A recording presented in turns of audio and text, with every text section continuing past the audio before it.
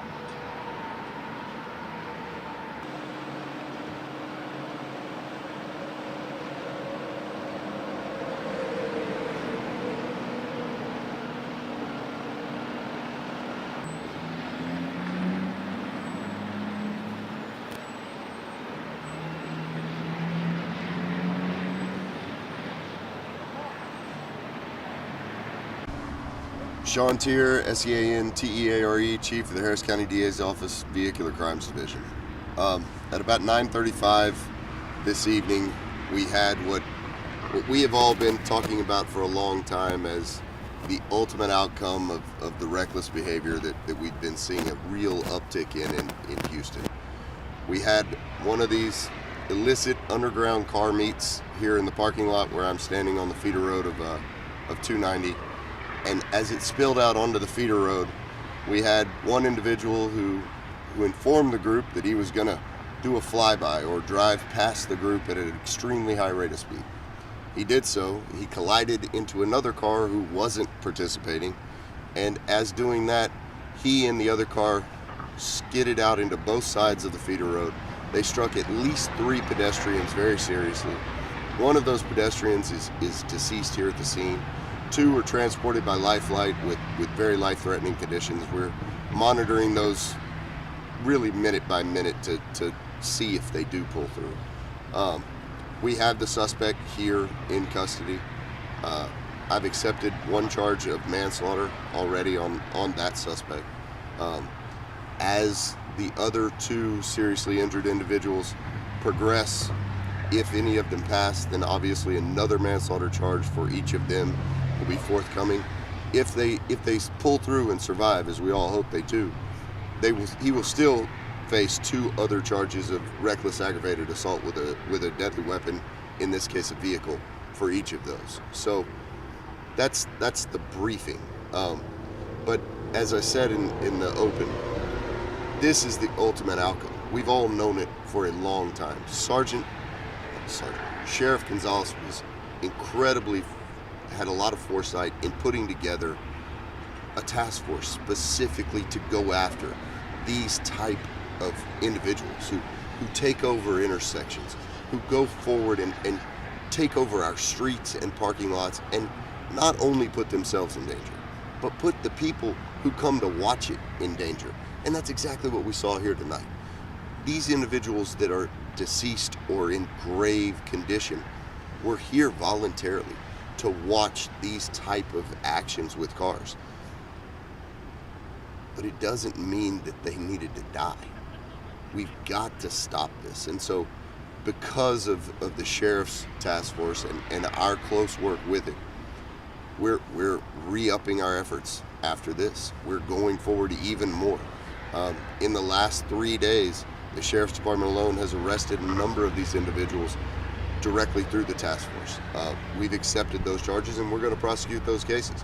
But going forward, we're going to work even harder to try to get the message out through the media, through social media, and actually through arrests and seizures of cars. This is not acceptable. I can't tell you how many citizens that I hear from on a daily basis that are tired of this. They're tired of driving on the roads and seeing it. They're tired of being small business owners and having their parking lots destroyed by this activity. It's rampant and it's got to stop. So this is the latest and the worst update that we have on this, but we all know that it's going on, and we're going to stop it one way or another. Could you describe the suspect? His age? Yeah, he's an adult male. I believe he's in his 30s. Yeah, as I said, he's in custody right now. The investigation is obviously in its infancy. We're still doing a lot of things. As most of you likely know, there have been videos of this that have already been out in social media, and anyone that was here, anyone that has videos of this, they're encouraged to contact the sheriff's department. Let us see them. Let us see the raw footage. One way or another, we're going to get it from you. If you're posting it online, we're gonna come find it. It'd be much easier for everyone if you're cooperative and give us some footage. We've got a number of angles of this crash already. We want to see every one. But at the end of the day, we also have to go with the evidence that we have on the ground. We've got to take all the evidence from the cars. I can't even begin to tell you how many pictures we're going to take right now, how many measurements down to the millimeter we're going to take. We're going to know exactly what happened, even without the videos. But when you have it all, it paints the picture. And eventually we've got to paint the picture to the community and to the underground racing community and to the street takeover community that this is it. We're done. There is no more safe haven. You're going to jail, you're losing your cars. And if you do something like you did, like we saw here tonight, you're going to prison for a long, long time. Can you describe the victims, the agents and everything? The victim who's deceased here, the medical examiner just arrived on scene. We really don't have much information on that. What little information we have on the two surviving victims are that they apparently are juveniles, teens. So that's about all we have. We don't really even have sexes yet. So we've got juveniles, we believe they're teenagers that were life-flighted, and we don't know yet anything about the deceased individual, and we won't until the medical examiner finishes their investigation. What do we know about the other car that was on the roadway? So it's a Chevy Malibu. Neither of the passengers, there was a driver and a passenger. Neither of them were seriously injured. The driver was transported more for precautionary than for anything serious, but was transported to the hospital. Indications are that they were coming out of this parking lot. We don't yet know whether or not they were a part of this meetup, or, as you can see, this parking lot hosts a number of other businesses as well. So we don't know what their role was in this, but they were not participating in the flyby with this individual going at what we believe is over 100 miles an hour at impact. How would you describe your reaction to seeing the videos? Just, sadly, not surprised. I've seen so many of these, so many near misses, so many that could have been catastrophic like this one, that it's just, it's unacceptable. It makes me angry, but not surprised. Thanks, Sean. All right, guys. Thank y'all. My name is Paige. And Paige, what's your last name? I'm Monivong. How do you spell that? IMMANIVONG. And Paige, Paige? Yes. Okay, so where are we? And kind of talk about what you saw tonight. So we're at K1 Speed off of 290. We were at a car meet here earlier tonight, and so basically I was standing over here in front of this for lease sign with my boyfriend and some friends, and we were just watching all the cars exiting, kind of just driving by, and the yellow Camaro, well, we had heard the crash, we turned, I saw the yellow Camaro literally like kind of fly in the air a little bit, and then he was sliding against the wall is kind of what it looked like at the time, and he was kind of just sliding that way. down the street. And then once everyone had moved away from this area over here, once they moved back, we saw the Malibu kind of coming towards us, and then we dipped out of the way, dipped backwards. But there was a lot of people, so it was kind of hard to run away, but we tried to go. So essentially where you were standing was where the pedestrians had gotten struck. Yeah, so they were actually just on the other side of the sign for me. So just the other side of the sign, so you mean like 5 feet? Yeah, I would say probably a little bit, around 5 feet, maybe a little bit more than that. So I mean, you're talking that car could have hit you. Yeah, if we were actually, my boyfriend and I were actually standing on the corner of the curb earlier tonight, not directly on the curb and in the street, but in the grass on that corner of the curb.